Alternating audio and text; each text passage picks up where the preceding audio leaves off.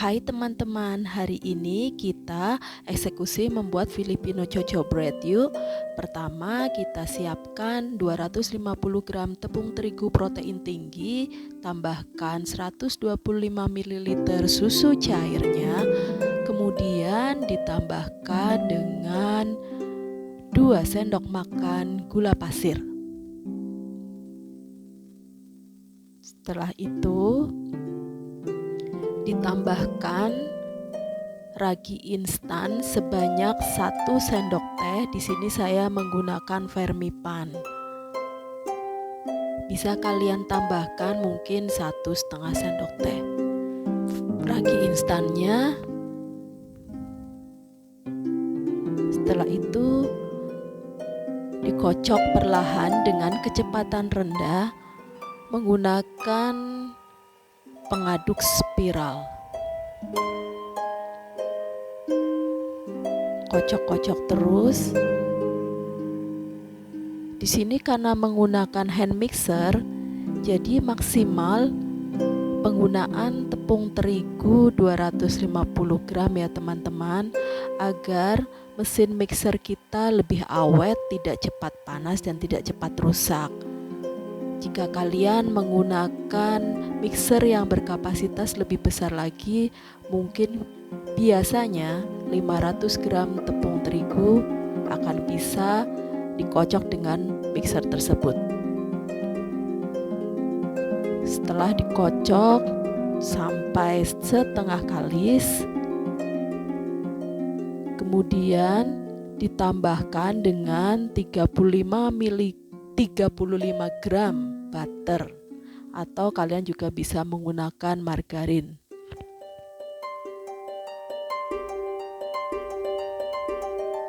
Kalian bisa gunakan merek butter atau margarin apa saja yang kalian suka bau wanginya. Kemudian tambahkan setengah sendok teh garam halus, lalu ulenin lagi sampai kalis. Bisa menggunakan mixer atau bisa menggunakan manual dengan tangan kita sendiri. Jika menggunakan mixer, cobalah untuk menguleni atau mengocoknya dengan tekanan yang ringan, sehingga kerja dari mesin mixer tidak terlalu berat. Ikuti saja alur adonannya. Apa ya bahasanya, kata-katanya, ya begitulah kira-kira. Menggunakan pengaduk spiral ini dengan hand mixer memang harus cukup telaten.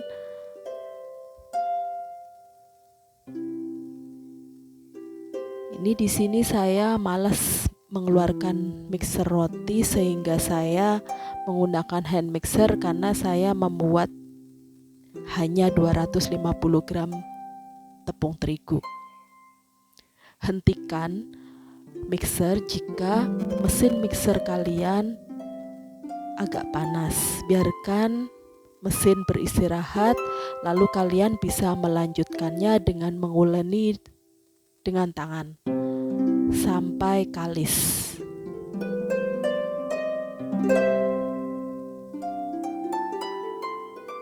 Uleni terus sampai mendapatkan ciri kalis. Ciri dari kalis adalah jika adonan dibentangkan tipis seperti membran tipis, lalu adonan disobek membentuk garis lurus, itu adalah ciri dari adonan sudah kalis. Kemudian permukaan adonan biasanya lebih halus.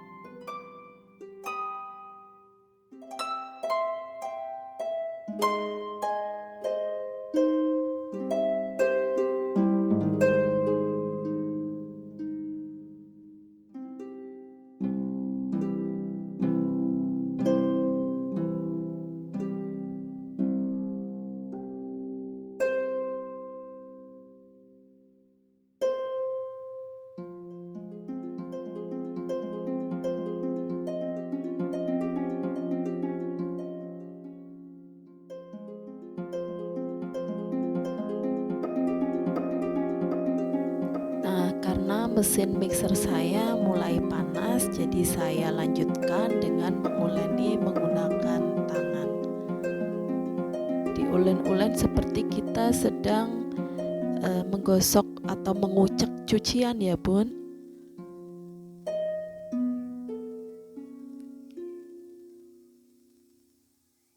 Kita uleni terus. Lumayan bun, tangannya menjadi latihan.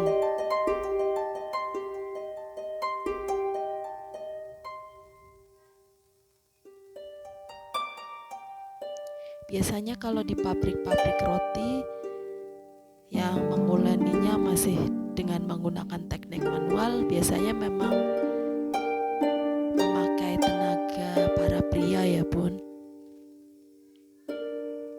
Jadi mungkin karena powernya lebih kuat sehingga lebih cepat kalis.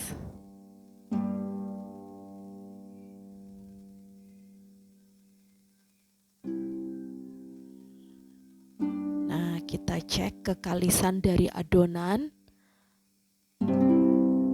Jika ditipiskan lalu disobek membentuk garis lurus, itu artinya sudah kalis.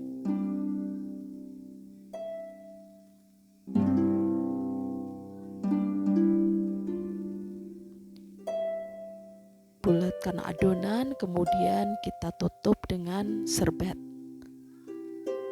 Setelah itu kita siapkan isian dari Filipino Choco Bread. Gunakan tepung terigu, protein rendah, kemudian tambahkan coklat bubuk.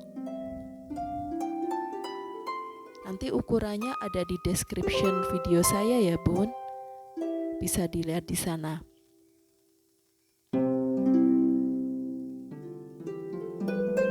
Biar rasanya enak, gunakan coklat bubuk yang kualitasnya bagus. Kemudian ditambahkan gula halusnya.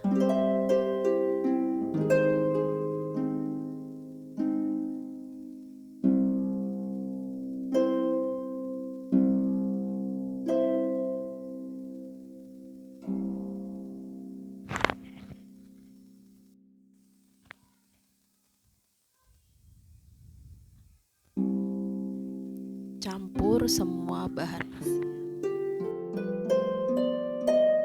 Kemudian ditambahkan dengan susu kental manis, tambahkan juga dengan sedikit susu cair.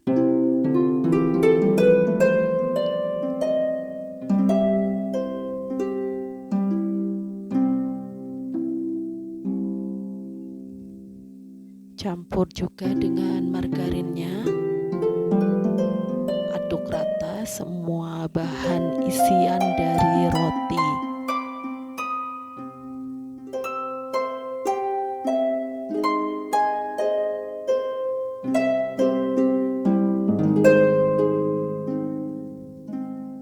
Terus diaduk-aduk hingga rata, hingga kalis.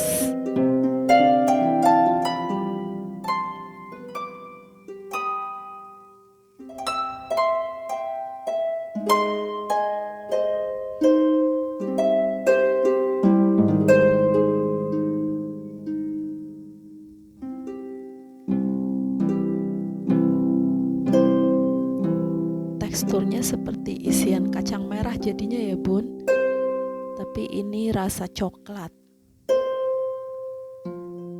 seperti isian roti-roti zaman dahulu. Kalau sekarang kan di toko bahan kue banyak filling-filling roti yang tinggal kita pakai.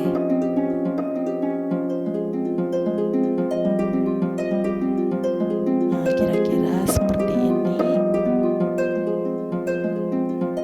Kemudian kita timbang isian roti.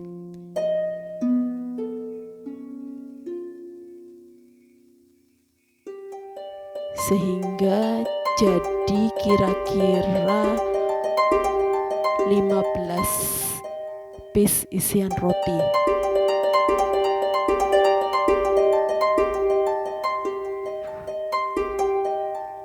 Kemudian adonan roti yang tadi telah diistirahatkan kira-kira 10 menit kita timbang juga menjadi 15 piece juga sesuai dengan jumlah dari isian roti tadi.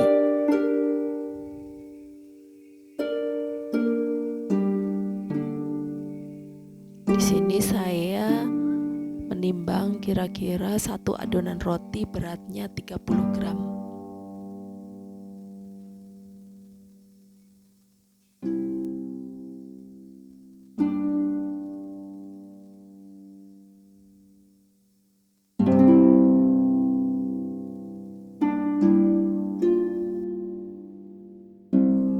Sekarang proses rounding adonan roti.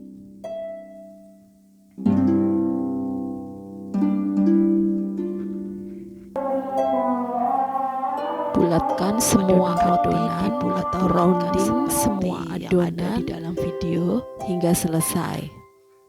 Setelah itu ditutup kembali dengan serbet.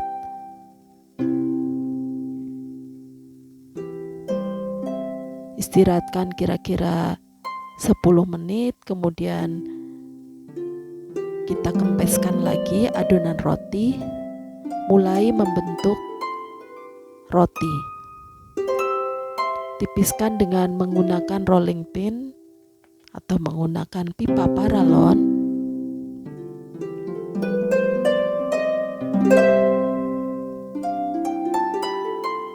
Isi dengan isian.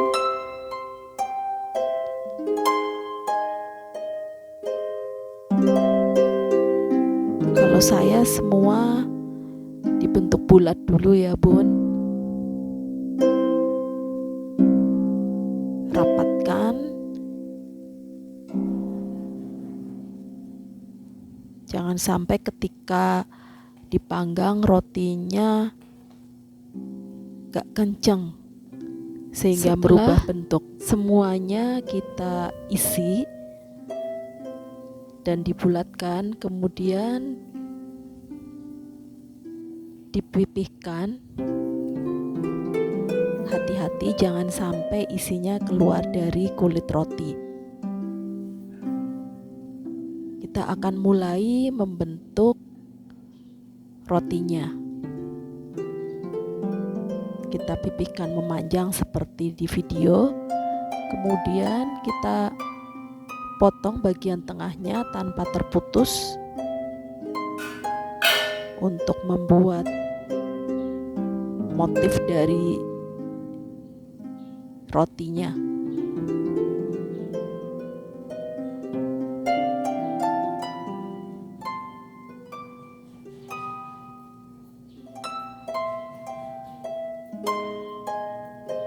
Ini kita buat yang berbentuk memanjang seperti ini.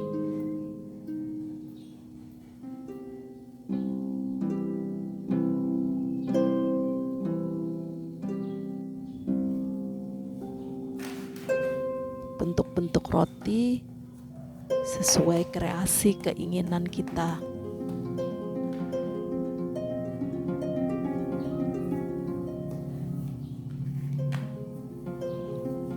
Pipihkan lagi.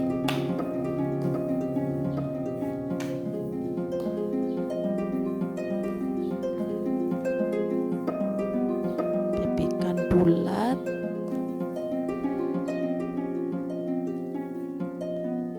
Akan jadi bentuk apa kira-kira? Tonton video saya sampai habis ya Bun. Setelah itu dilipat menjadi setengah lingkaran, dilipat lagi menjadi seperempat lingkaran, seperti itu.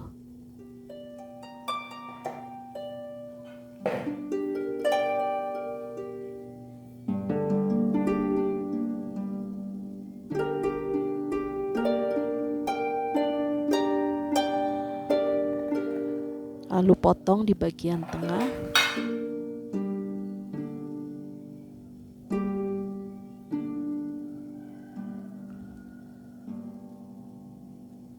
lalu bentuk seperti love. Mudah bukan? Nah, ini bentuk yang kedua. Tadi bentuk memanjang, yang ini bentuk love.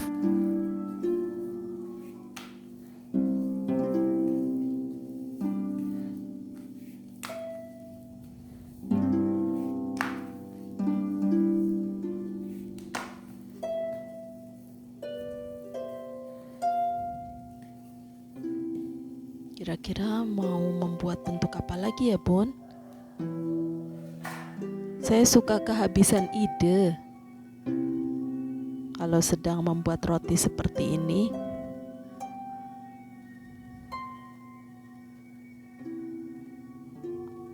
Oh, kita bentuk bulat, lalu kita potong-potong juga. Maaf, maksudnya bentuk lingkaran, dipipihkan, kemudian kita potong-potong bagian tengahnya.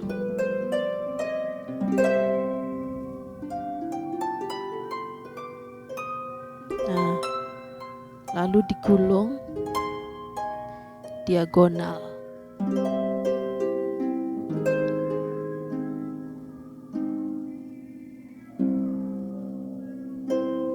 Nah, seperti itu. Lalu kita bentuk bulat seperti donat.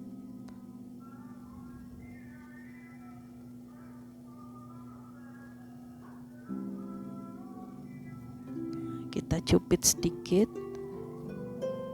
rekatkan ujung satu dengan ujung yang lainnya sehingga membentuk bulat seperti donat. Nah, seperti ini hasilnya, Bun, bentuknya.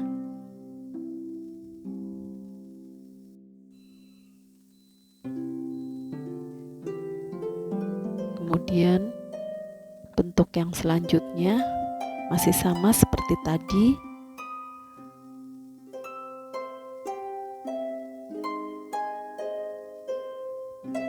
Tipiskan salah satu ujungnya.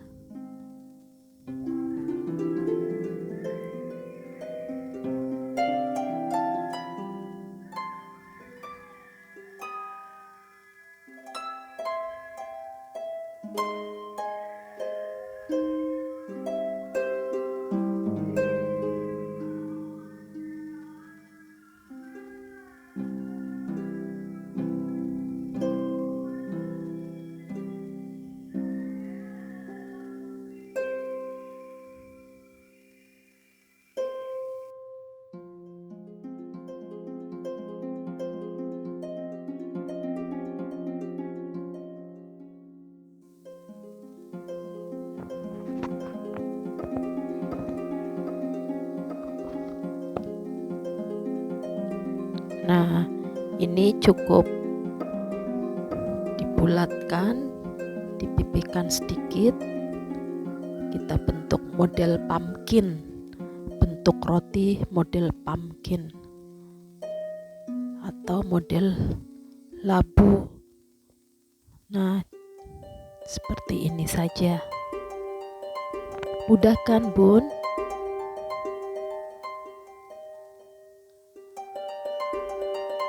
Nah, kita tata di loyang. Bentuk yang berikutnya apa ya kira-kira ya? Nah, kita lihat seperti di video ini. Dipipihkan lagi, memanjang.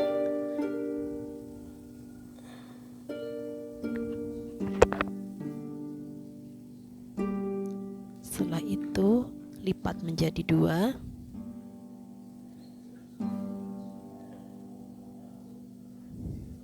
Tipiskan pertemuan antara ujung dengan ujung.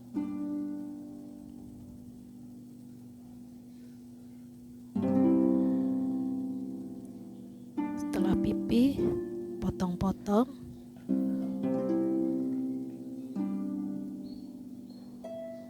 Seperti di video, jangan sampai terputus.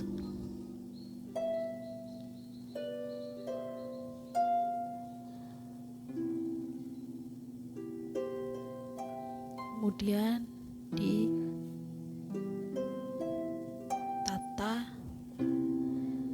selang-seling seperti yang ada di video.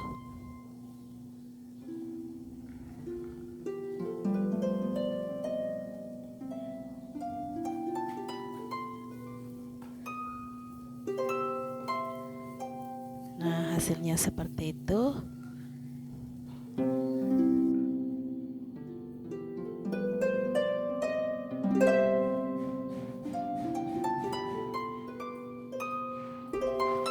Selanjutnya dipipihkan memanjang lagi, kemudian pada sisi-sisinya ditipiskan, disatukan,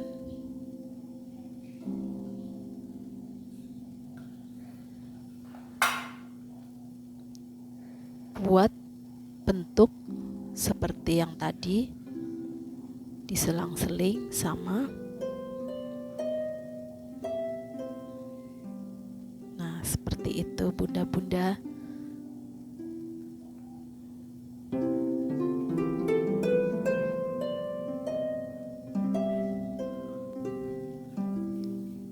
Ya, kira-kira hasilnya seperti ini. Tata lagi di atas loyang. Kita ulang lagi.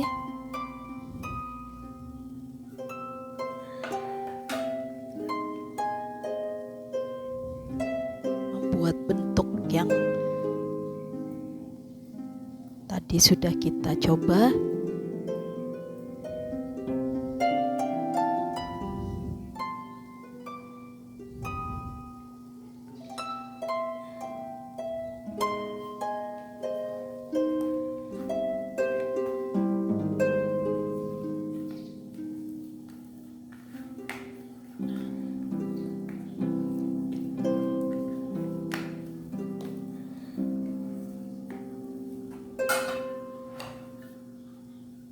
Habiskan adonan rotinya dengan aneka macam bentuk-bentuk roti biar menggugah selera.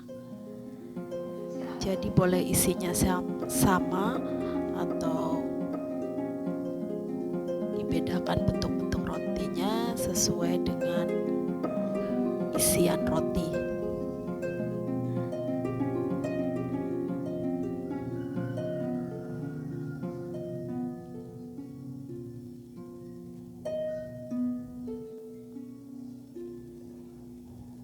Kegiatan ini mengasihkan bunda, kita bisa mengajak putra-putri kita mengisi liburannya dengan membuat aneka bentuk roti.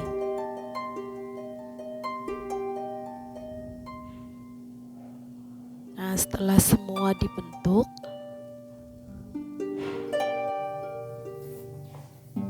lalu kita tutup dengan lap atau serbet yang bersih untuk proses pengembangan roti. Setelah roti mengembang, mulailah oles dengan kuning telur yang dicampur dengan sedikit susu cair atau cukup menggunakan susu evaporated. Sambil mengoles-ngoles, tentunya oven sudah kita nyalakan sampai suhu kira-kira 180 derajat, baru kita bisa memanggang roti-roti ini.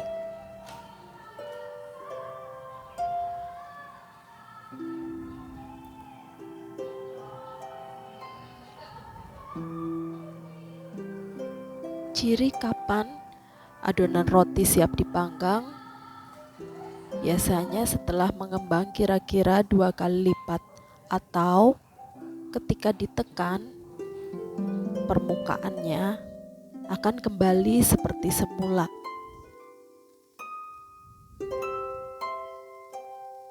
Oles-oles sampai rata, Teknik pengolesan bisa menggunakan kuas atau bisa menggunakan semprotan. Bisa disemprot-semprot seperti itu atau bisa dioles dengan kuas. Oles dengan rata.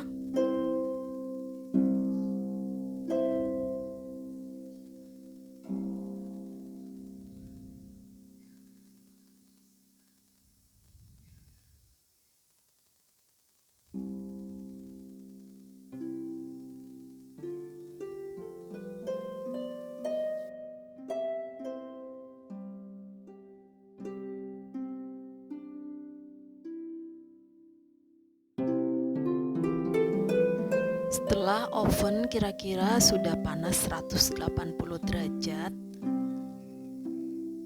kita masukkan adonan rotinya yang telah dibentuk tadi.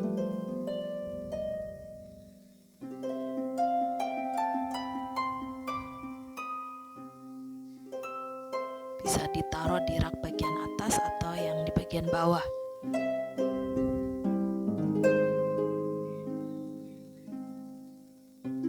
Oh iya, saya biasanya menyalakan api atasnya juga, hanya tidak selama menyalakan api bawah, karena ditakutkan bagian permukaan roti akan cepat gosong. Setelah kira-kira di oven selama 30 menit, setelah itu roti sudah matang. Kita dinginkan, kemudian bisa oles-oles permukaannya dengan butter di saat roti masih panas. Nah, biasanya setelah hasil karya selesai, disempatkan untuk foto-foto. Ini dia, setelah foto-foto kita simpan roti di dalam wadah kedap udara.